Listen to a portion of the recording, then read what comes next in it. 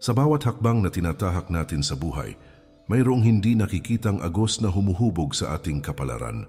Ang tunay na pag-asenso ay hindi lamang nasusukat sa dami ng tagumpay o yaman na nakukuha natin, kundi sa lalim ng ating pangunawa sa sarili at sa mundong ating ginagalawan.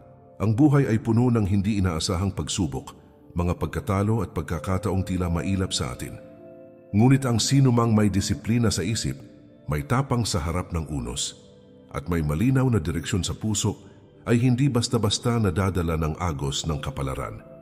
Ang bawat desisyon, bawat kilos at bawat salubin ay may kaakibat na bunga.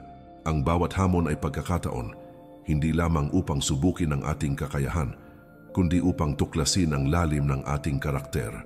Sa landas na ito, ang pag-asenso ay hindi lamang pag-abot sa material, kundi paghubog sa sarili, pagpapalawak ng pananaw at pagiging matatag sa gitna ng pagbabago. Ang tunay na tagumpay ay nagmumula sa loob, sa kakayahang pamahalaan ng sarili at sa kakayahang humarap sa buhay ng may dignidad at paninindigan. Bago ang lahat, muli kaibigan at kapatid, inaanyayahan ko po kayo na mag-subscribe sa ating channel para lagi kang updated sa mga bagong videos na aking gagawin at babago sa pananaw mo sa buhay. Habang pinapanday natin ang isip at puso sa harap ng buhay, alamin natin ang mga ugali na dapat taglayin upang tuloy-tuloy ang pag-asenso. Ang bawat katangian ay susi, hindi lamang sa panlabas na tagumpay, kundi sa paghubog ng ating karakter, isang landas na magtuturo sa atin kung paano manatiling matatag sa gitna ng hamon at pagbabago. Number 1. Ang lalim ng disiplina sa sarili. Sa bawat araw na dumarating, bawat hakbang na ating tinatahak, ang isa sa pinakamahalagang ugali na dapat taglayin ay ang disiplina sa sarili. Ang disiplina sa sarili ay hindi simpleng kakayahang sundin ang mga utos, tapusin ang gawain o kontrolin ang oras.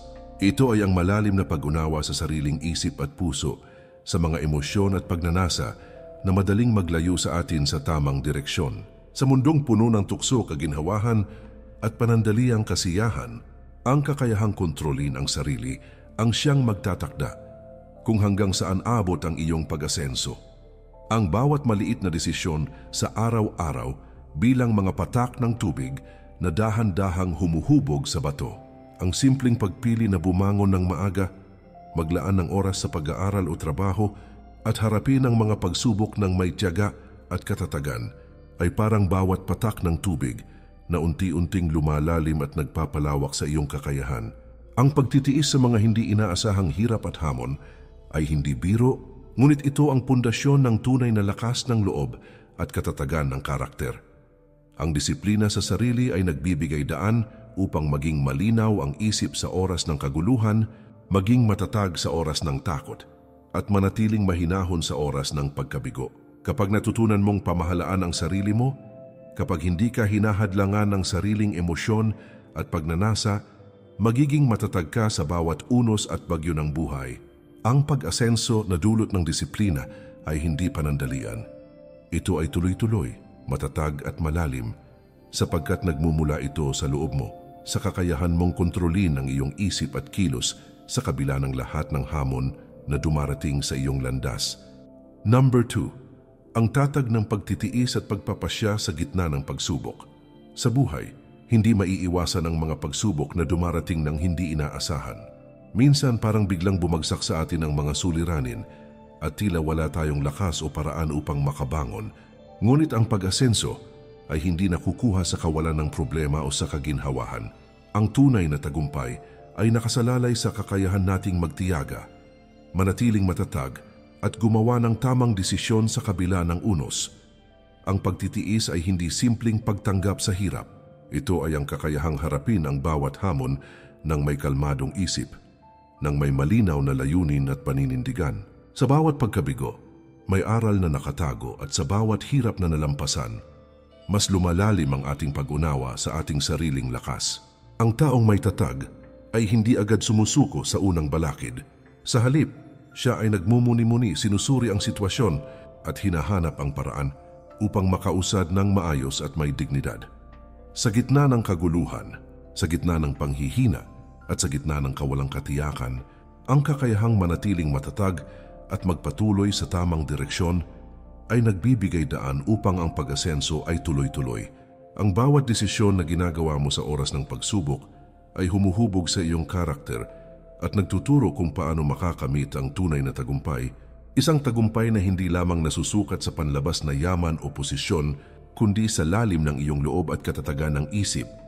Ang pagtitiis at tatag sa harap ng hamon ay isang sining, at sa bawat araw na ipinapakita mo ito sa iyong sarili, mas lumalapit ka sa buhay na puno ng layunin, paninindigan at tuloy-tuloy na pag-asenso. Number 3. Ang kahalagahan ng patuloy na pagkatuto at pagsasanay ng isip sa buhay. Ang kaalaman at karunungan ay hindi lamang basta nakukuha sa paaralan o sa mga libro. Ang tunay na pag-asenso ay nagmumula sa walang tigil na pagnanais na matuto, sa bukas na isip na handang tanggapin ang aral ng bawat karanasan at sa disiplina na ilapat ang natutunan sa bawat hakbang na ating tinatahak. Ang mundong ginagalawan natin ay mabilis magbago at ang mga taong pinipiling manatili sa nakasanayan at hindi nagpupunyagi upang lumawak ang kanilang pangunawa ay madalas na nahuhuli sa agos ng pagkakataon. Ang pagkatuto ay hindi lamang tungkol sa impormasyon, ito ay tungkol sa paghubog ng isip upang maging malinaw sa oras ng kalituhan, upang makita ang kabuuan sa kabila ng pagkakaiba-iba at upang matutunan kung paano kumilos ng may katatagan at kaalaman sa oras ng hamon. Sa bawat karanasan, sa bawat pagkakamali at sa bawat tagumpay may aral na hinihintay upang maunawaan. Ang taong patuloy na nag-aaral at nagsasanay sa sarili ay hindi basta-basta natitinag ng mga pagbabago sa paligid niya, sapagkat alam niya kung paano gamitin ang kanyang kaalaman bilang gabay sa tamang desisyon. Ang tunay na lakas ay hindi lamang nasusukat sa kung gaano karaming impormasyon ang hawak mo, kundi sa kung paano mo ito isinasabuhay. Ang patuloy na pagkatuto ay nagbibigay sa iyo ng kalinawan sa isip, tapang sa puso, at direksyon sa bawat kilos. Ang taong may ganitong ugali ay hindi natatakot sa hamon, sapagkat alam niya na bawat bagong kaalaman ay sandata na magagamit upang umangat, hindi lamang para sa sarili, kundi para sa lahat ng nakapaligid sa kanya. Ang pag-asenso na nagmumula sa patuloy na pagkatuto ay tuloy-tuloy at matatag. Ito ay walang katapusan, sapagkat sa bawat bagong aral na natutunan, mas lumalawak ang kakayahan ng isang tao na humarap sa buhay ng may paninindigan, kahusayan at dignidad. Number 4. Ang lakas ng pagpupunyagi at hindi pagpapaalipin sa kabiguan. Sa landas ng pag-asenso, hindi maiiwasan ang pagkadapa, pagkatalo at mga sandali ng kabiguan. Maraming tao ang humihinto sa unang senyales ng hirap. Iniisip na ang kabiguan ay katapusan ng kanilang paglalakbay. Ngunit para sa mga tunay na nais umangat, ang kabiguan ay hindi wakas kundi isang guro. Isa itong salamin na nagpapakita kung nasaan ang ating kahinaan at kung saan natin kailangang tumibay. Ang pagpupunyagi ay ang ugali ng taong hindi basta sumusuko. Sa halip na tuluyang bumagsak sa bigat ng pagkatalo, natututo siyang bumangon, mag-isip at muling magsimula ng may mas matatag na loob. Ang bawat kabiguan ay tila apoy na sinusubok ang ating tibay, at kung pipiliin nating magpatuloy sa kabila nito, mas lalo tayong tumitibay tulad ng bakal na dumaan sa init ng apoy. Ang hindi pagpapaalipin sa kabiguan ay nangangahulugan ng kalayaan. Kalayaan mula sa takot na magkamali, kalayaan mula sa kahihiyan ng hindi agad nagtagumpay, at kalayaan mula sa bigat ng mga maling desisyon sa nakaraan. Ang taong marunong magpatawad sa sarili at handang muling lumaban ay siyang tunay na nakakamtan ng asenso, sapagkat alam niya na ang kabiguan ay bahagi lamang ng daan, hindi ang dulo nito. Kung ang disiplina sa sarili ang pundasyon ng pag-asenso at ang pagtitiis ang haligi nito, ang pagpupunyagi naman ang bubong na nagbibigay proteksyon laban sa bagyo ng buhay. Kapag taglay mo ang lakas na ito, kahit gaano man kabigat ang unos, alam mong ang iyong paglalakbay ay magpapatuloy.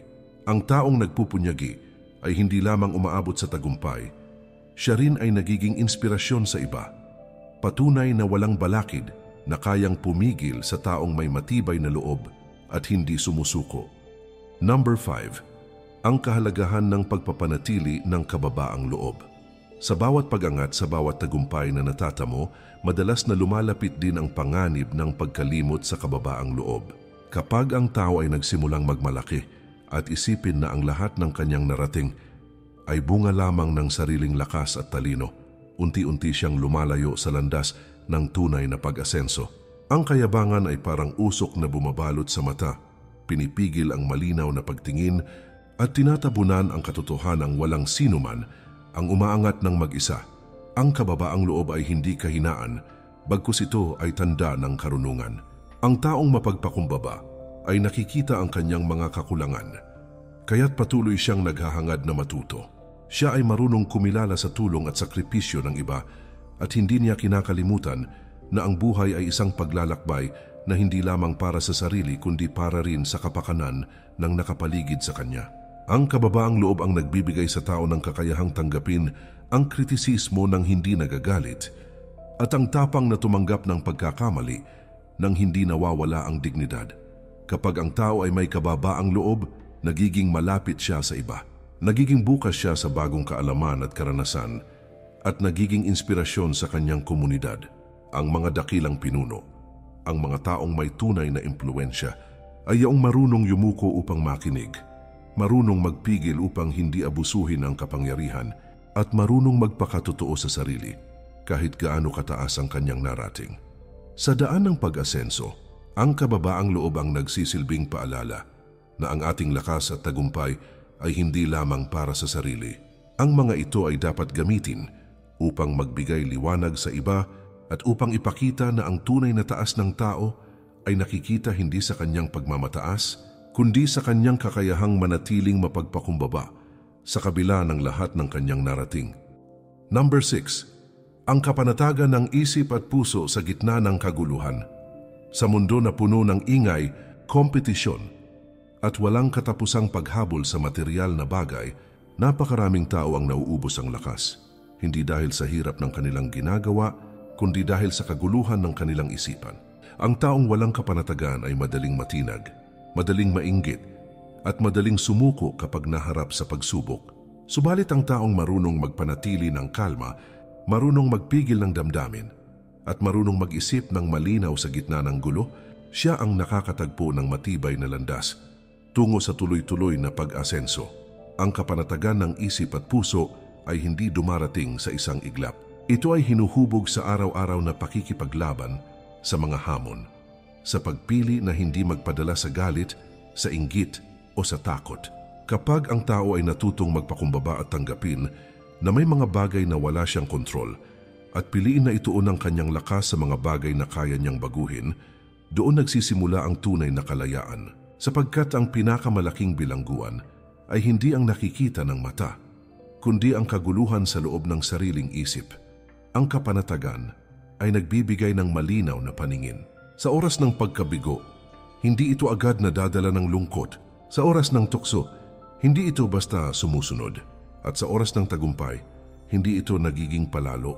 Ang taong may kapanatagan ay may kakayahang maglakad nang matuwid kahit ang daan ay madilim, sapagkat dala niya ang liwanag ng malinaw na pag-iisip at tahimik na puso. Kung nais mong magtagumpay ng tuloy-tuloy, dapat mong linangin ang kapanatagan. Dahil kapag ang isip ay maayos, ang puso ay tahimik at ang kaluluwa ay buo. Wala nang bagyo o unos ang makakayanang magpabagsak sa iyo.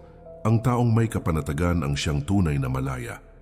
At ang kalayaang iyon ang siyang nagbibigay ng lakas upang umangat ng hindi nawawala ang dignidad at paninindigan. Number 7. Ang ugali ng pagiging matapat sa sarili at sa iba.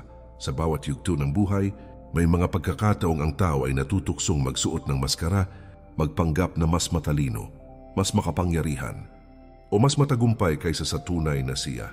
Sa isang lipunan na puno ng pagpapakitang panlabas, madaling mahulog sa bitag ng ilusyon at panlilinlang. Ngunit ang ganitong uri ng pamumuhay ay walang matibay na pundasyon. Ang sinumang lumalakad sa kasinungalingan ay unti-unting nauubos ang lakas ng loob at nawawalan ng tiwala hindi lamang ng iba kundi ng sarili. Ang pagiging matapat sa sarili at sa iba ay isa sa pinakamahalagang ugali na magdadala sa tuloy-tuloy na pag-asenso. Ang katapatan ay hindi lamang tungkol sa pagsasabi ng totoo, kundi higit sa lahat Ito ay ang lakas ng loob na harapin ang sarili, ang sariling kahinaan, sariling kamalian at sariling limitasyon. Ang taong marunong tanggapin ang kanyang pagkukulang ay mas madaling matuto sapagkat hindi siya nagtatago sa ilusyon. Ang kanyang landas ay malinaw at ang kanyang pag-angat ay totoo at matibay. Sa ugnayan sa kapwa, ang katapatan ay nagbibigay ng tiwala. Ang taong matapat ay iginagalang sapagkat alam ng lahat na ang kanyang salita ay may bigat at ang kanyang gawa ay tugma sa kanyang sinasabi. Ang tiwala ng iba ay isang kayamanang hindi nabibili at ito ay nagiging tulay upang makamit ang mas malalaking oportunidad at tagumpay. Ang katapatan ay mahirap panindigan lalo na kung ang katotohanan ay masakit o hindi kaaya-aya. Ngunit dito sinusukat ang tibay ng isang tao. Ang magsabi ng totoo sa kabila ng takot ay tanda ng tapang. Ang tanggapin ng sarili sa kabila ng kahinaan ay tanda ng karunungan. At ang panindigan ng integridad sa gitna ng tukso ay tanda ng tunay na kalakasan. Kung nais mong makamit ang asenso na hindi naglalaho, pairalin ang katapatan, sapagkat ang katotohanan ang siyang nagiging ugat ng tiwala, at ang tiwala ay siyang matibay na lupa kung saan tumutubo ang tagumpay na hindi matitinag ng anumang unos. Number 8. Ang kakayahang magpigil at hindi magpadala sa bugso ng damdamin. Isa sa pinakamalalaking hadlang sa pag-asenso ay ang taong alipin ng kanyang damdamin. Kapag ang galit ang siyang namayani, nagagawa nating magsalita o kumilos ng padalos-dalos na kalaunan ay pinagsisisihan. Kapag ang takot ang nangingibabaw, napipigilan tayong sumubok at lumakad tungo sa mas malalaking oportunidad. Kapag ang labis na kasabikan o pagnanasa ang hindi nakokontrol, madalas tayong naliligaw at nakakalimutang kumilos ng may katalinuhan. Ang isang matalinong tao ay marunong magpigil. Ang pagpipigil ay hindi kahinaan, kundi isang uri ng lakas na nagmumula sa malalim na pag-unawa, na ang bawat kilos at salita ay may bigat na hindi basta maibabalik. Ang taong marunong huminto bago magsalita, marunong huminga bago kumilos, at marunong magtimpi bago magpasya, ay siya lamang nakakaabot sa malinaw na desisyon na nagbubunga ng tagumpay. Ang pagpipigil ay isang disiplina na hinuhubog araw-araw. Sa gitna ng galit, piliin mong maging mahinahon. Sa gitna ng takot, piliin mong manatiling matatag. Sa gitna ng kasabikan, piliin mong maging mapanuri. Ang bawat pagpigil na ginagawa mo ay parang kalasag na dahan-dahang pinapanday hanggang sa dumating ang panahon na kahit anong tukso o unos ay hindi ka na basta-basta natitinag. Ang mga dakilang pilosopo ay laging paalala na ang pinakamalakas na tao ay hindi ang may hawak ng kapangyarihan, kundi ang may kakayahang pamahalaan ng kanyang sarili. Kapag natutunan mong hindi magpaalipin sa sariling damdamin, nagiging malaya ka. Malaya kang pumili ng tamang hakbang, malaya kang maglakad sa landas ng dignidad, at malaya kang umangat ng hindi nakatali sa bigat ng emosyon na maaring magpabagsak sa iyo. Kung nais mong magtagumpay ng tuloy-tuloy, yakapin ang ugali ng pagpipigil, sapagkat sa katahimikan ng isip at sa pagpigil ng damdamin, nagbubukas ang pinto tungo sa karunungan at sa tagumpay na hindi madaling mawala. Number 9. Ang ugali ng pagiging matatag sa layunin at hindi natitinag ng kapritso ng mundo. Sa isang mundong laging nagbabago, kung saan ang kasikatan ay dumarating at lumilipas, kung saan ang material na bagay ay mabilis mawala, at kung saan ang opinyon ng tao ay kasing bilis magbago ng direksyon ng hangin, maraming tao ang nawawalan ng tiyak na direksyon. Ang ilan ay sumusunod sa agos ng uso, ang iba na may nagiging alipin ng papuri at pagkilala ng ibang tao. Ngunit ang taong tunay na umaasenso ay hindi nagpapadala sa kapritso ng mundo. Siya ay matatag sa kanyang layunin. Malinaw ang direksyong tinatahak at hindi nababago ng panlabas na ingay. Ang pagiging matatag sa layunin ay nangangahulugan ng hindi pagkaligaw sa gitna ng tukso at ingay ng kapaligiran. Kapag alam mo kung ano ang iyong pinaninindigan, kapag malinaw ang iyong nais tahakin, hindi ka basta-basta matinag ng pangungutya, ng inggit o ng mga pansamantalang balakid. Ang layunin ang nagsisilbing ilaw na gumagabay sa iyo, kahit pa ang daan ay madilim at puno ng pag-aalinlangan. Ngunit ang layunin ay hindi lamang dapat nakabatay sa pansariling kasakiman o kagustuhan. Ito ay dapat nakaugat sa mas malalim na dahilan, isang adikain na hindi lamang makikinabang ang iyong sarili, kundi maging ang mga taong nakapaligid sa iyo. Ang ganitong uri ng layunin ang nagbibigay ng tibay sa tao, sapagkat hindi ito nakasalalay sa papuri ng iba, kundi sa paninindigan ng sariling kaluluwa. Ang taong matatag sa layunin ay parang punong kahoy na nakatanim ng malalim. Maaari siyang bugbugin ng hangin, yumanig sa lakas ng bagyo, ngunit hindi siya basta-basta mabubuwal dahil ang kanyang mga ugat ay nakabaon sa lupa ng paninindigan at ang kanyang lakas ay nagmumula sa malinaw na pangunawa kung bakit siya naglalakbay sa landas ng buhay. Kung nais mong magtagumpay ng tuloy-tuloy, huwag hayaang ang iyong direksyon ay diktahan ng iba. Magkaroon ng layuning nakabatay sa dangal, sa disiplina, at sa pangmatagalang halaga. Sapagkat sa paninindigan sa sariling layunin, matatagpuan mo ang asenso na hindi kayang sirain ng kahit anong unos o kapritso ng mundo. Number 10. Ang pagyakap sa responsibilidad at paninindigan sa sariling landas. Sa lahat ng ugaling nagbibigay daan sa tuloy-tuloy na pag-asenso, walang hihigit sa kakayahang yakapin ang responsibilidad. Maraming tao ang naghahangad ng tagumpay, ngunit iilan lamang ang handang akuin ang bigat na kaakibat nito. Ang responsibilidad ay hindi lamang pagtupad sa tungkulin, kundi ang buong pusong pagtanggap na ikaw ang may hawak ng iyong kapalaran. Ang taong may ganitong ugali ay hindi nagtuturo ng sisi sa iba. Hindi niya ibinabaling sa kapalaran, sa lipunan o sa mga taong nakapaligid ang dahilan ng kanyang pagkukulang.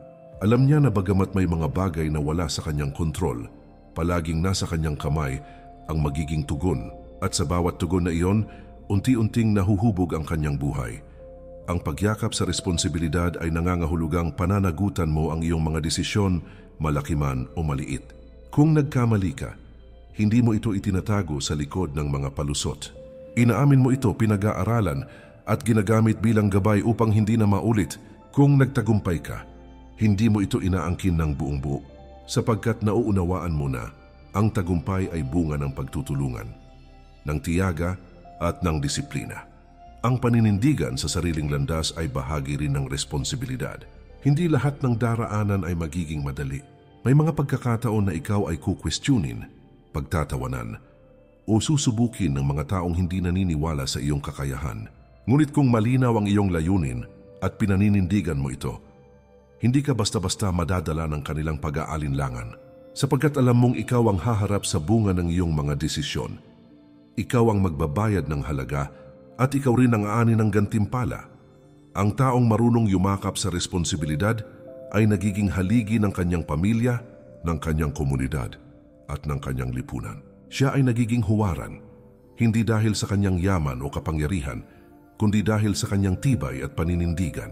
Ang kanyang buhay ay nagiging paalala na ang tunay na asenso ay hindi natatamo ng mga umaasa lamang sa kapalaran o nakikisabay sa agos, kundi ng mga taong handang akuin ang lahat ng bigat na kaakibat ng kanilang piniling landas. Sa huli, ang pag-asenso ay hindi lamang tungkol sa pag-angat ng estado sa lipunan. Ito ay tungkol sa pag-angat ng karakter, ng prinsipyo at ng pananagutan.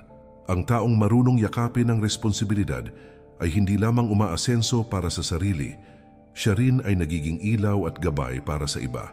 At sa ganitong uri ng pamumuhay, ang kanyang tagumpay ay nagiging walang hanggan sapagkat nakaugat ito sa dangal, sa paninindigan at sa karunungan na walang sino mang makakabuwag. Ang tunay na tagumpay ay hindi isang aksidente, hindi rin isang regalo na kusang dumarating. Ito ay bunga ng araw-araw na pagpili, ng matibay na disiplina at ng paninindigan na manindigan sa kabila ng hirap at pagsubok. Tulad ng sinabi ni Marcus Aurelius, huwag mong sayangin ang natitirang oras mo sa paghuhula tungkol sa ibang tao. Ituon mo ito sa pagiging mabuti at makabuluhan. Ang buhay ay maikli at bawat sandali ay isang pagkakataon upang hubugin ang sarili tungo sa isang mas matatag at mas makatarungang pagkatao. Kaya kaibigan at kapatid, kung nais mong makita ang tunay na bunga ng iyong pagsisikap, isabuhay mo ang mga ugaling ito hindi lamang kapag madali, kundi lalo na kapag mahirap. sapagkat ang kagandahan ng karakter at tibay ng loob ang tunay na sukatan ng pag-asenso higit pa sa anumang material na bagay. At bago tayo magwakas muli, kaibigan at kapatid, inaanyayahan ko po kayo na mag-subscribe sa ating channel para lagi kang updated sa mga bagong videos na aking gagawin at babago sa pananaw mo sa buhay. Sama-sama tayong maglakbay, hindi lamang para umangat sa lipunan, kundi para maging mas malalim, mas matatag at higit na makabuluhang tao. Maraming salamat po. Mag-ingat po tayo palagi at kay Lord palagi ang papuri.